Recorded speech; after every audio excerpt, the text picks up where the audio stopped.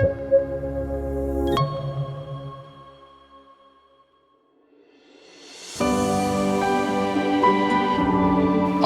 இயேசு கிறிஸ்துவின் நாமத்தினாலே அன்போடு கூட வாழ்த்துகிறோம்.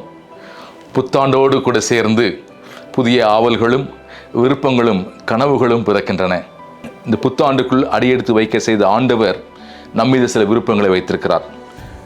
அநேக விருப்பங்களிலே 2 மாத்திரம் இந்த வேளையிலே பார்க்கலாம். முதலாவதாக புது சிருஷ்டியாய் இருக்கும்படியாய் விரும்புகிறார். 2 கொரிந்தியர் 5:17 தெள்ள தெளிவாக சொல்கிறது, ஒருவன் கிறிஸ்துவுக்குள் இருந்தால் புது சிருஷ்டியாயிருக்கிறான், பழையவைகள் ஒளிந்து போயின, எல்லாம் புதிதாயின என்று சொல்கிறது. பழையவைகள் புதியவைகள். கிறிஸ்து நம்முடைய வாழ்வுக்குள்ளா வருவதற்குள்ளாய் காணப்பட்ட பழைய ஜீவியம், பாவ ஜீவியம் பழையவைகள்.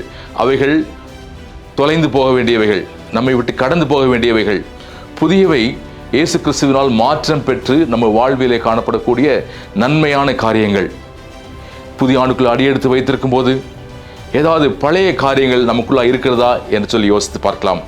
எண்ணங்கள், செயல்கள், முயற்சிகள், ஆசைகள், அவைகளை அலசி பார்க்கும்போது நாம் அதை இனம் கண்டுகொள்ள முடியும்.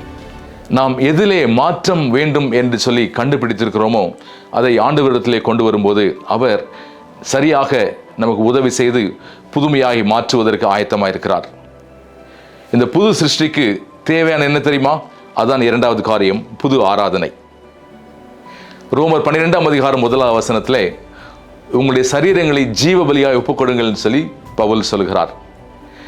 ஜீவபலி என்றால் என்ன அர்த்தம்? உங்களுடைய இயல்பான வாழ்க்கை, உங்களுடைய அனுதின வாழ்விலே இயல்பாக செய்யக்கூடிய உறக்கம், உழைப்பு, உணவு உண்ணுதல் போன்ற அனைத்து காரியங்களையும் ஆண்டவருக்கு பிரியமான படைப்பாக, ஆராதனையாக, அவருக்கு பிரியமான வழியிலே செய்யும் போது அதுவே ஆராதனை என்ற பொருள்படுகிறது. புதிய சிருஷ்டியாக புதிய ஆராதனையை செய்யத்தக்கதாக தேவன் நம்மை விரும்புகிறார். இப்படி ஒரு நாளும் நம்முடைய வாழ்வு அவருக்கு பிரியமான வாழ்க்கையாக இருக்கும்போது, ஆராதனை வாழ்க்கையாக இருக்கும்போது, இந்த புத்தாண்டு முழுவதுமாக அவருடைய அருளும் ஆற்றலும் வழிநடத்தலும் நமக்கு போதுமானதாக இருந்து நம்மை ஜெயமாய் இந்த ஆண்டை முடிக்க, கனவுகள் நிறைவேற, தேவ சித்தம் செய்ய ஆண்டவர் நமக்கு அருளையும் ஆற்றலையும் தந்தருள்வார்.